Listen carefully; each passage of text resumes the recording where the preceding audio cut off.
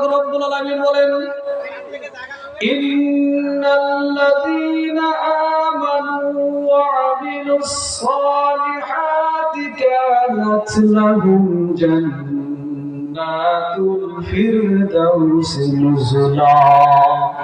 আল্লাহ রাব্বুল আলামিন বলেন, ও পৃথিবীর মানুষেরা তোমরা শোনো, যারা ঈমানদার আর হবে নেককার, রব্বুল কারীম ডাক দিয়া বলেন ওই সমস্ত বান্দা বান্দীদের জন্য আমি রব্বুল কারীম, আমি রব তাদের জন্য হয়ে যাব জান্নাতুল ফিরদাউসের জিম্মাদার। যে সমস্ত বান্দা বান্দীরা ঈমান আনবে এবং নেক কাজ করবে, যারা হবে ঈমানদার আর হবে নেককার, রব্বুল কারীম ডাক দিয়ে বলেন আমি ওই সমস্ত বান্দা বান্দীদের জন্য হয়ে যাব জান্নাতুল ফিরদাউসের জিম্মাদার। যারা ঈমান আনয়ন করে নেক আমল করে দুনিয়া থেকে বিদায় নিয়ে চলে যাবে, আল্লাহ পাক রব্বুল আলামিন তাদেরকে জান্নাতের ওয়াদা দিয়েছেন। আর যখন পৃথিবীর জমিন থেকে কোনো আল্লাহ ওয়ালা নেককার ব্যক্তি চলে যাওয়ার সময় হয়ে যায়, আল্লাহর আরশ থেকে রহমতের ফেরেশতারা, আল্লাহর পক্ষ থেকে রহমতের ফেরেশতারা ওই বান্দার জন্য, মুমূর্ষ নেককার বান্দার জন্য জান্নাতি কাফন নিয়ে আসে, জান্নাতি সুগ্রাণ নিয়ে আসে। সেই মুমূর্ষ ব্যক্তির শিয়রের পাশে বসে যায়। আল্লাহর বান্দার চোখের দৃষ্টি যতদূর পর্যন্ত যায়, ততদূর পর্যন্ত আল্লাহর বান্দার চতুর্দিকে ফেরেশতারা বসে পড়ে যায়। এরপরে মালাকুল মাউত হযরত আজরাইল আলাইহিস সালাতু ওয়াস সালাম সেই ব্যক্তির কাছে এসে যায়, এসে সেই ব্যক্তিকে সালাম জানায়। সালাম জানার পর আল্লাহ পাক রব্বুল আলামিনের বান্দাকে আজরাইল আলাইহিস সালাতু ওয়াস সালাম ডাক দিয়ে বলেন, রে আল্লাহর বান্দা, তোমার উপর আমার আল্লাহ রাজি খুশি হয়েছে, আল্লাহর সন্তুষ্টির দিকে তুমি বাহির হয়ে আসো। বলি সুবহানাল্লাহ। কাদের কুদরত দারি বন কামাল, আনতা হাসবি আনতা রব্বি দুল জালাল, তুহি কাদের জলিলুল্লাহ জাহাদার, বাহার হালে তুহি মেরা নিগাহদার। যখন কোন নেককার ব্যক্তির রূহটা নেওয়ার জন্য আজরাইল আলাইহিস সালাতু ওয়াস সালাম পদার্পণ করেন, সেই ব্যক্তির কাছে নেককার বান্দার জন্য আল্লাহ পাক রব্বুল আলামিন জান্নাতি কাফন পাঠাইয়া দেন, জান্নাতের খুশবুগুলো সঙ্গে নিয়ে আসে।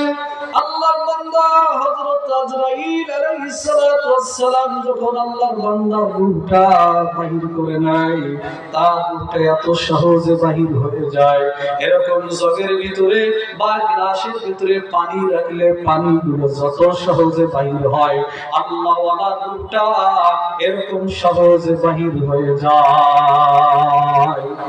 এরপরে সেই রূহটাকে আজরাইল আলাইহিস সালাতু ওয়াস সালামের কাছ থেকে দূরে অপেক্ষমান ফেরেশতারা অতি তাড়াতাড়ি তার কাছ থেকে রূহটা নিয়ে নেয়।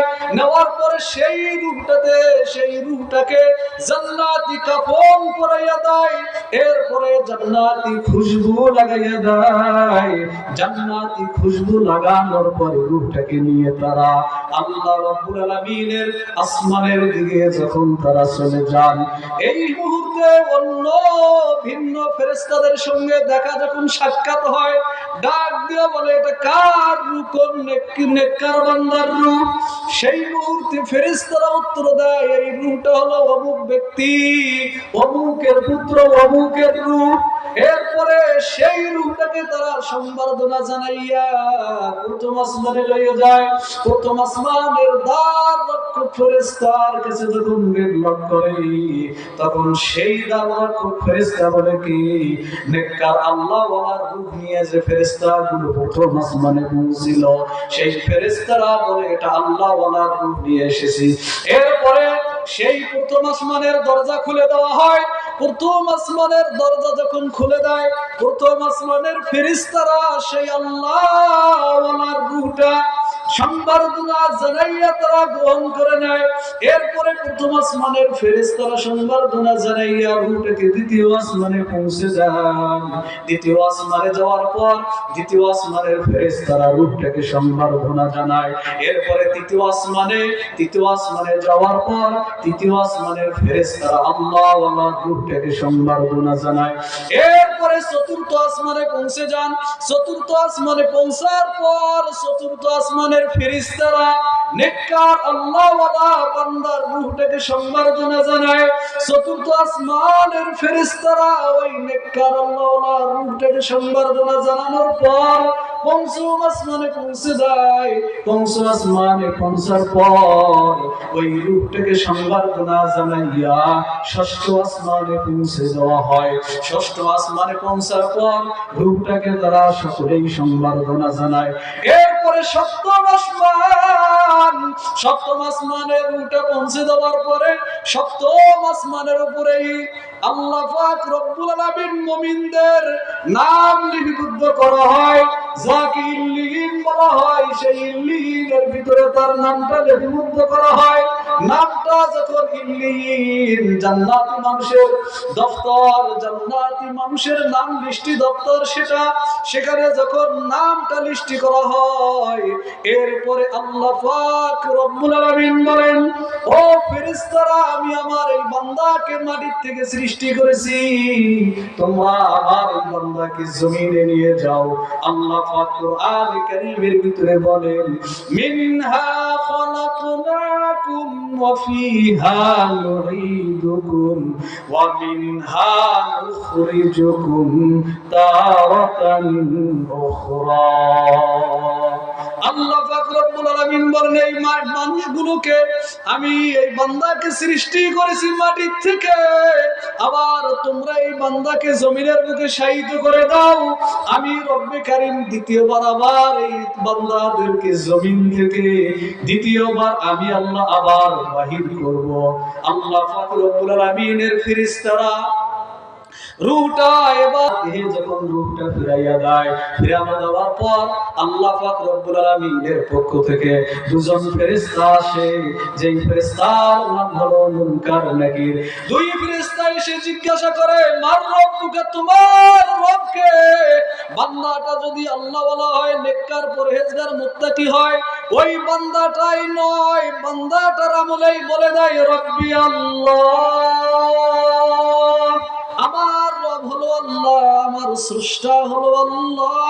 এই রুবুবিয়াতের পরিচয় কখন পাবে? যেই মানুষটা দুনিয়ার জমিনে আল্লাহর রুবুবিয়াতের কাজ করবে, আল্লাহর বিধান মোতাবেক চলবে, আল্লাহর হুকুমগুলো মেনে চলবে, আল্লাহর কথা অনুযায়ী চলবে, তার জবান দিয়ে বাইর হবে রব্বি আল্লাহ। এরপরে জিজ্ঞাসা করবে, দ্বিতীয় প্রশ্ন করবে, মা দীনুকা, তোমার দিন কি? তুমি কোন ধর্ম কোন ধর্মের উপর অবলম্বন ছিল? ওই মুহূর্তে যদি আমরা বলি ধর্ম নিরপেক্ষতা,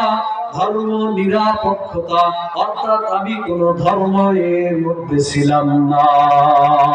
আজকে বাংলার জমিনে বলা হয় ধর্ম নিরপেক্ষতা।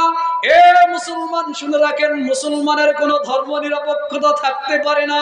কারণ আপনি হিন্দুদের দেখবেন একটা ধর্ম আছে সনাতন ধর্ম, খ্রিস্টানের একটা ধর্ম আছে হিজলা যারা, তারাও একটা ধর্ম মানে, বৌদ্ধ তারাও একটা ধর্ম মানে। কিন্তু মুসলমানের ঘরে জন্ম নিয়ে কেউ যদি বলে ধর্ম নিরপেক্ষতা, ওর মতো কপাল পোড়া, ওর মতো কুলাঙ্গার পৃথিবীর জমিনে আর একজন নেই।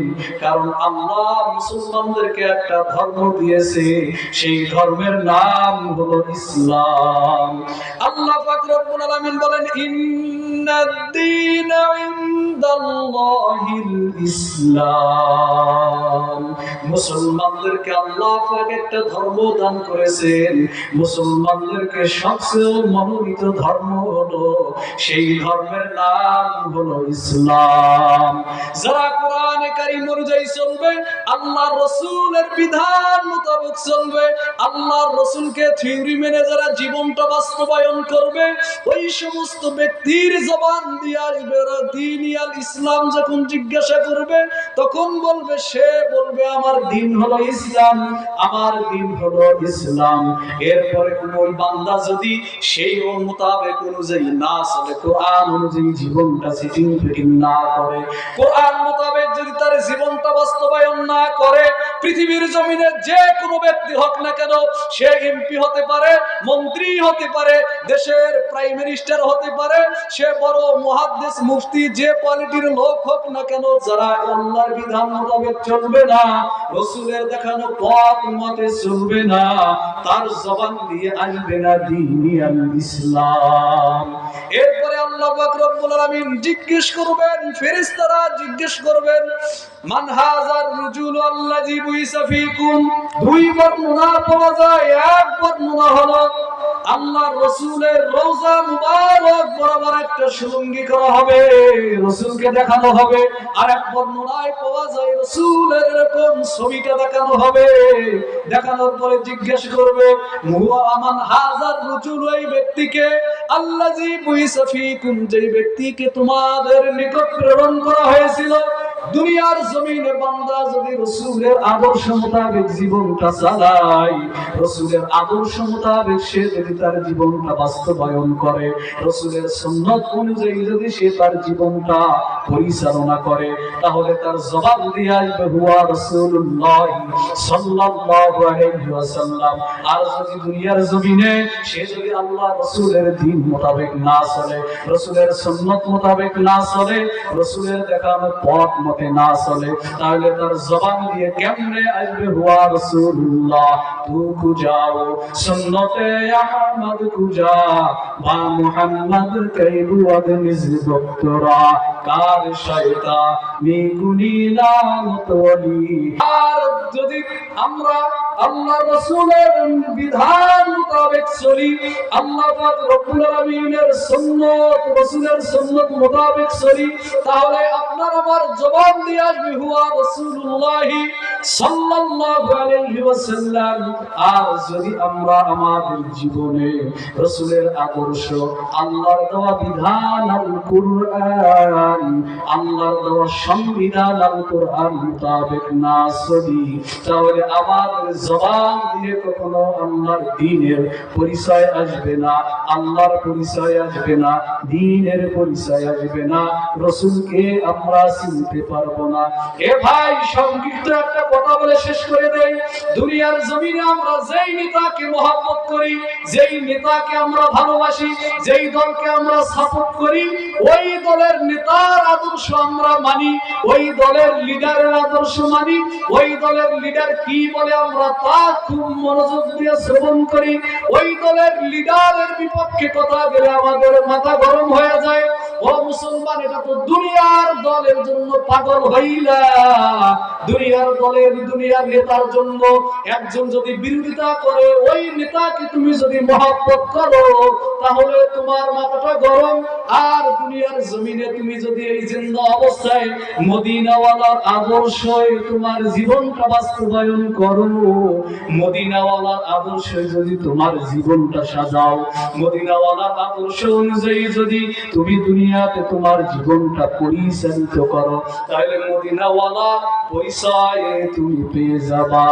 আয়েশে আশর কে লিয়ে ইনসান নেহি ইয়াদ রখ তু বান্দা হ্যায় মেহমান নেহি, দার পানি के सजावट उड़ना पर नेकियों से अपने असली घर सजा।